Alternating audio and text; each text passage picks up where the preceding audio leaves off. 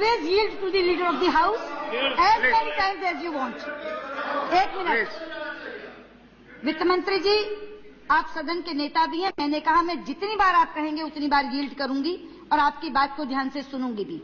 लेकिन आप जिन फिगर्स की बात कर रहे हैं ना, मैंने कहा मैं पुराने फिगर्स नहीं दे रही। मेरा बिल 3 तारीख का है और आज 8 तारीख है।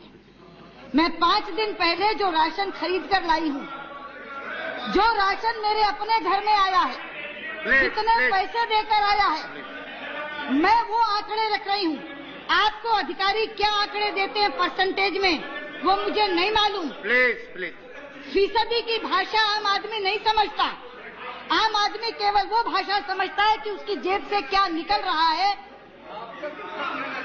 आम आदमी वो भाषा समझता है कि उसकी जेब से क्या निकल रहा है और उसके बदले में उसे क्या मिल रहा है। ये मेरे घर का बिल है 3 तारीख का, 5 दिन पहले का। आप 6.6 क्या सेलिब्रेट करिए, सरकार में जश्न मनाइए 6.6 का। लेकिन आम आदमी का जहां तक सवाल है, आम आदमी को कोई राहत महंगाई से नहीं मिली है। ये 3 तारीख के आंकड़े में दे रही हूँ, जो मेरे घर के राशन का बिल है, जो मेरे घर के दूध का बिल है, जो मेरे घर की सब्जियों का बिल है। सप्लाई दूध ये रिकॉर्ड तो नहीं जाएगा।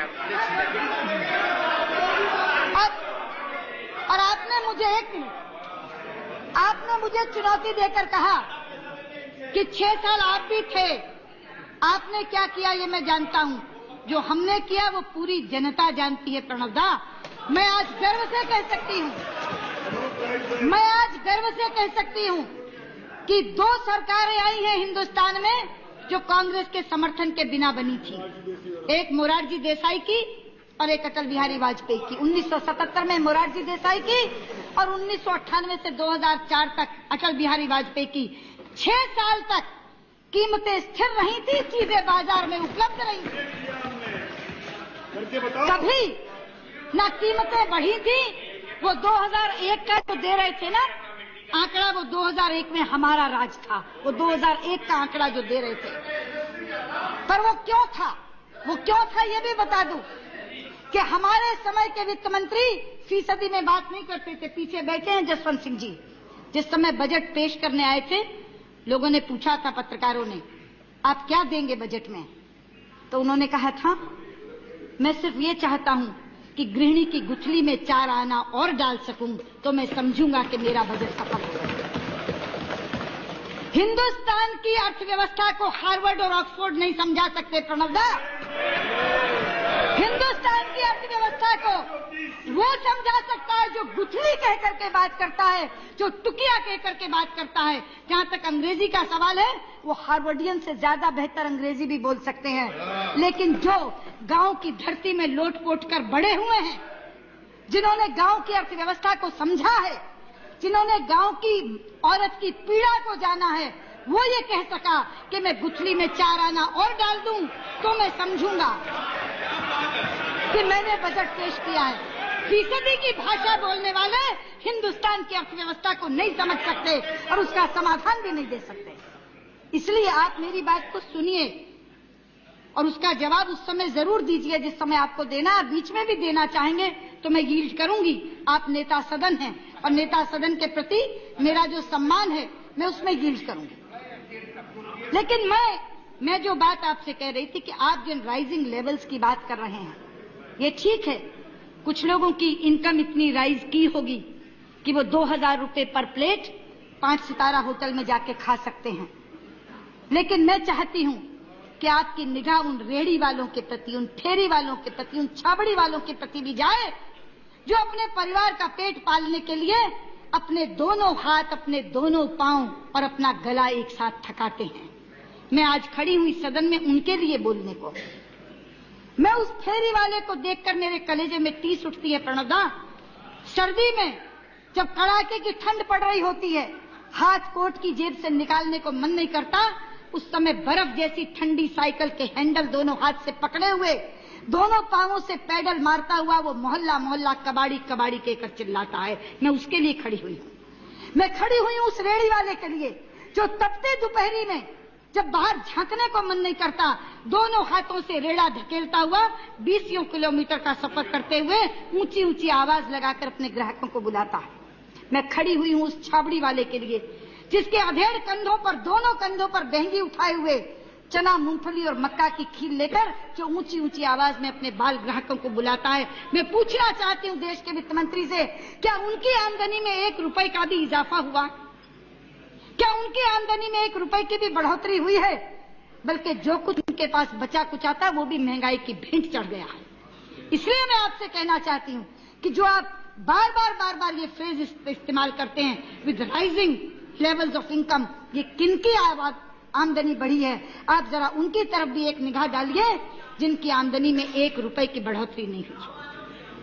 आप दूसरा तर्क देते हैं कि हमने किसानों को ज्यादा दाम देने शुरू कर दिए इसलिए महंगाई बढ़ गई।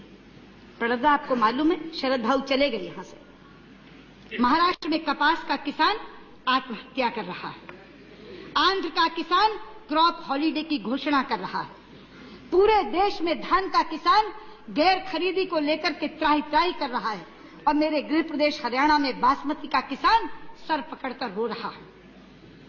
जब सत्र प्रारंभ हुआ 3 दिन तक महाराष्ट्र के साथी वेल में आते रहे कपास के लिए 6000 का भाव मांगने के लिए। हमारे जामनेर के विधायक गिरीश महाजन को आमरण अनशन पर बैठना पड़ा। 72 दिन में 13 आत्महत्याएं हुई हैं। 72 दिन में 13 आत्महत्याएं महाराष्ट्र में कपास के किसान ने की है। अभी मैं गोंदिया गई थी, गोंदिया में भंडारा में देवाड़ा गई थी।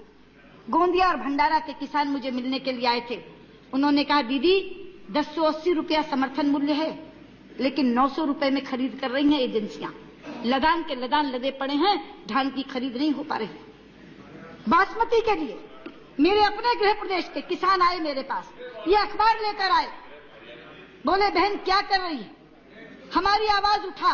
ये देखिए, ये दैनिक भास्कर है, धान ने बनाया कर्जदार, ये हरियाणा का, और ये बासमती ने मृत्यु कड़े का ना छोड़ दिया, ये हरियाणा का है। हरियाणवी भाषा में लिखा है, बासमती ने मृत्यु कड़े का ना छोड़ दिया कि मुझे बासमती बोया था, पिछली बार इतना दाम मिला था, लेकिन इस बार इतनी बासमती बोई है, सारी की सारी पड़ी है, कोई उठाने वाला नहीं, कोई खरीद करने वाला नहीं, क्योंकि बासमती का समर्थन मुझे तो लगता नहीं। इसमें आपकी आयात निर्यात नीति इसके लिए जिम्मेदार है। जब तक माल किसान के घर रहता है आप निर्यात की आजादी नहीं देते, निर्यात की अनुमति नहीं देते, लेकिन जैसे ही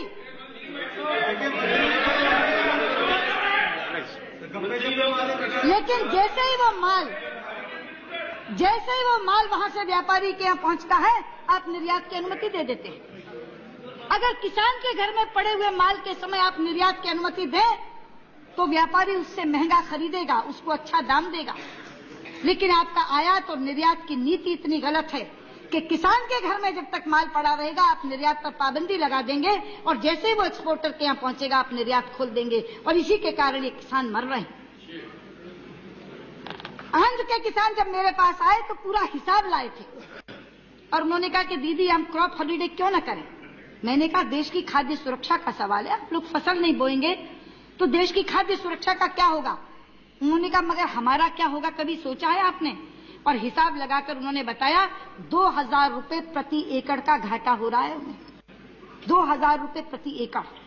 खाद महंगी, बिजली महंगी, बीज महंगा, पानी महंगा, और पूरा लागत मूल्य लाए थे, और बोले जितना मर्जी समर्थन मूल्य इन्होंने बढ़ा दिया, उसके बाद भी 2000 रुपए प्रति एकड़ का घाटा हम कैसे उठाएं। तो अगर फायदा नहीं होगा तो कम से कम नुकसान से तो बच जाएंगे, इसलिए हमने क्रॉप हॉलिडे की घोषणा की। आप कहते हैं आपने किसानों को ज्यादा दाम देना शुरू कर दिया इसलिए महंगाई बढ़ गई। अरे किसान बेचता तो एक चीज है, बाकी तो सारी खरीदता है, लेकिन आपको उनका ध्यान नहीं है। आप बात करते हैं बड़े विदेशी पूंजी निवेश की। ये जिन रेडी फेरी और छाबड़ी वालों की मैंने बात की है, आपके यहाँ ये एफडीआई अगर आ गई खुदरा व्यापार में तो इनके तो केवल रोजगार ही तबाह नहीं होंगे, इनकी जिंदगियां तबाह हो जाएंगी। मुझे मालूम है अभी कुछ लोग कहते हैं जब से ये निर्णय लंबित हुआ है कि साहब एक बिग टिकट रिफॉर्म होने वाला था, आपने क्यों रुकवा दिया। प्रणवदा, रिफॉर्म वो होता है जिससे देश के लोगों की जिंदगी सुधरे, रिफॉर्म वो नहीं होता जिससे अमेरिका में इमेज सुधरे। अंतरराष्ट्रीय जगत में छवि सुधारने से रिफॉर्म नहीं होता। रिफॉर्म तब होगा जब इन रेडी फेरी छावड़े वालों की इनकी गुल्लक में 4 पैसे डलेंगे। अगर ये विदेशी पूंजी निवेश आ गया तो ये तो मशक्कत करने वाले लोग, जिनको ना धुंध रोक पाती है ना कोहरा रोक पाता है, क्योंकि एक दिन भी अगर नहीं कमाएंगे तो रात का चूल्हा नहीं जलेगा, इनके रोजगार ही खत्म नहीं होंगे, इनकी जिंदगियां खत्म हो जाएंगी। आप तीसरा तर्क देते हैं कि अंतर्राष्ट्रीय दाम बढ़ गए। अरे अंतर्राष्ट्रीय दाम पेट्रोल के बढ़े तो समझ में आती है कि यहाँ दाम बढ़ गए, लेकिन बाकी किस चीज के दाम अंतर्राष्ट्रीय दाम बढ़ते हैं जिसका यहाँ असर पड़ता है? और अंतर्राष्ट्रीय दाम बढ़ते हैं तो आपने 395 रुपए आज गैस के दाम कर दिए। कभी सोचा है उस मध्यम वर्गीय महिला के लिए जिसकी रसोई में जिन चीजों को वो बनाती है उन सब में आग लग गई, पर जिन चीजों पर पकाती है उसकी आग बुझ गई? गैस जलाती है तो गैस महंगी, अगर स्टोव पर पकाती है तो मिट्टी का तेल महंगा, अगर अंगीठी जलाती है तो कोयला महंगा, अगर चूल्हा जलाती है तो लकड़ी महंगी। खाने बनाने वाली चीजों में आग लगी पड़ी है और खाना बनाने वाली चीजों में आग बुझी पड़ी है। क्या हालत है? आप कहते हैं जनसंख्या बढ़ गई इसलिए महंगाई बढ़ गई। अगर जनसंख्या बढ़ने पर महंगाई बढ़ गई तो हाथ उठा दीजिए। फिर क्यों कहते हैं कि 3 महीने बाद हम कम कर देंगे या पिछले हफ्ते में कम हो गई है? क्योंकि 3 महीने में जनसंख्या बढ़ी हुई तो घटेगी नहीं, पिछले हफ्ते में जनसंख्या घटी भी नहीं होगी, नहीं, और पिछले हफ्ते में जनसंख्या घटी भी नहीं होगी जो कहते हैं कि महंगाई घट गई। जनसंख्या के लिए एक अलग दृष्टिकोण भी है प्रणवदा। अगर 121 करोड़ पेट आपसे खाना मांग रहे हैं तो 242 करोड़ हाथ काम करने को भी तैयार हैं। जो जनसंख्या आ गई उससे महंगाई बढ़ाने घटाने की बात नहीं, अगर उसको रोजगार मुहैया करा दें तो हाथ भारत निर्माण में भी लगेंगे और वो हाथ महंगाई बढ़ने भी नहीं देंगे। लेकिन ये जो आपके तर्क हैं ये तर्क नहीं है, ये कुतर्क हैं।